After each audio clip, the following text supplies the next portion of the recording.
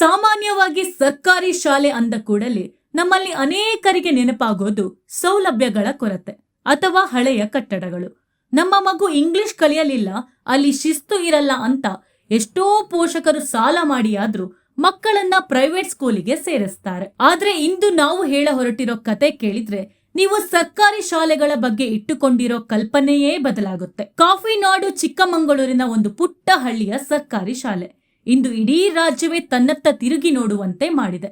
ಅಷ್ಟಕ್ಕೂ ಅಲ್ಲಿ ನಡೆದದ್ದೇನು ಬನ್ನಿ ಹೇಳ್ತೇನೆ. ಇದು ಚಿಕ್ಕಮಗಳೂರು ಜಿಲ್ಲೆಯ ಮೂಡಗೆರೆ ತಾಲೂಕಿನ ಮುತ್ತಿಗೆಪುರ ಗ್ರಾಮದ ಸರ್ಕಾರಿ ಪ್ರಾಥಮಿಕ ಶಾಲೆಯ ಕತೆ. ಆ ಶಾಲೆಯ 5, 6 ಮತ್ತು 7ನೇ ತರಗತಿಯ 32 ಮಕ್ಕಳು ಇಂದು ಆಕಾಶದಲ್ಲಿ ಹಾರಾಡಿದ್ದಾರೆ. ಹೌದು, ನೀವು ಕೇಳ್ತಿರೋದು ನಿಜ.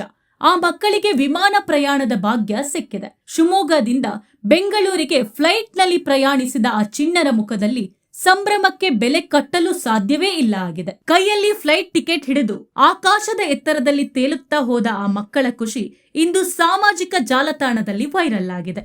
ಒಂದು ಟಿಕೆಟ್ ಬೆಲೆ ಸುಮಾರು 4,000 ರೂಪಾಯಿ. 32 ಮಕ್ಕಳಿಗೆ ಲಕ್ಷಾಂತರ ರೂಪಾಯಿ ಖರ್ಚಾಗುತ್ತೆ. ಸರ್ಕಾರಿ ಶಾಲೆಯಲ್ಲಿ ಇದು ಹೇಗೆ ಸಾಧ್ಯ ಆಯ್ತು ಅಂತೀರಾ? ಇಲ್ಲಿದೆ ನೋಡಿ ಅಸಲಿ ಮ್ಯಾಜಿಕ್. ಆ ಶಾಲೆಯ ದೈಹಿಕ ಶಿಕ್ಷಕರಾದ ಸುರೇಶ್ ಅವರು ತಮ್ಮ ಸ್ವಂತ ಹಣದಿಂದ 60,000 ರೂಪಾಯಿ ನೀಡಿದ್ದಾರೆ.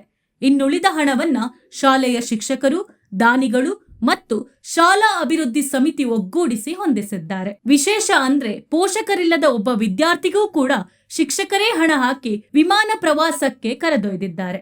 ಮಕ್ಕಳಿಗೆ ಬರೀ 4 ಗೋಡೆಗಳ ಮಧ್ಯ ಪಾಠ ಮಾಡಿದ್ರೆ ಸಾಲದು, ಅವರಿಗೆ ಹೊರಗಿನ ಪ್ರಪಂಚದ ಅನುಭವವೂ ಆಗಬೇಕು ಅನ್ನೋದು ಗುರುಗಳ ದೊಡ್ಡ ಆಶಯ. ಇತ್ತೀಚಿನ ದಿನಗಳಲ್ಲಿ ಸರ್ಕಾರಿ ಶಾಲೆ ಅಂದ್ರೆ ತಾತ್ಸಾರ ಮಾಡುವವರಿಗೆ ಮುತ್ತಿಗೆಪುರ ಶಾಲೆ ಗಟ್ಟಿಯಾದ ಉತ್ತರ ಕೊಟ್ಟಿದೆ. ಈ ಹಿಂದೆ ಕೊಪ್ಪಳದ ಶಿಕ್ಷಕರೊಬ್ಬರು ಕೂಡ ಇಂಥದ್ದೇ ಕೆಲಸ ಮಾಡಿ ಸುದ್ದಿಯಾಗಿದ್ರು. ಈಗ ಮುತ್ತಿಗೆಪುರ ಶಾಲೆ ಈ ಸಾಲಿಗೆ ಸೇರಿದೆ. ಖಾಸಗಿ ಶಾಲೆಗಳೂ ಕೂಡ ಮಾಡಲು ಯೋಚಿಸದ ಇಂತಹ ಒಂದು ಅಪೂರ್ವ ಪ್ರವಾಸವನ್ನ ಈ ಶಿಕ್ಷಕರು ಹಮ್ಮಿಕೊಂಡಿರೋದು ನಿಜಕ್ಕೂ ಹೆಮ್ಮೆಯ ವಿಷಯ. ಇದು ಕೇವಲ ಪ್ರವಾಸವಲ್ಲ, ಆ ಪುಟ್ಟ ಮಕ್ಕಳ ದೊಡ್ಡ ಕನಸುಗಳಿಗೆ ಸಿಕ್ಕ ರೆಕ್ಕೆಗಳು.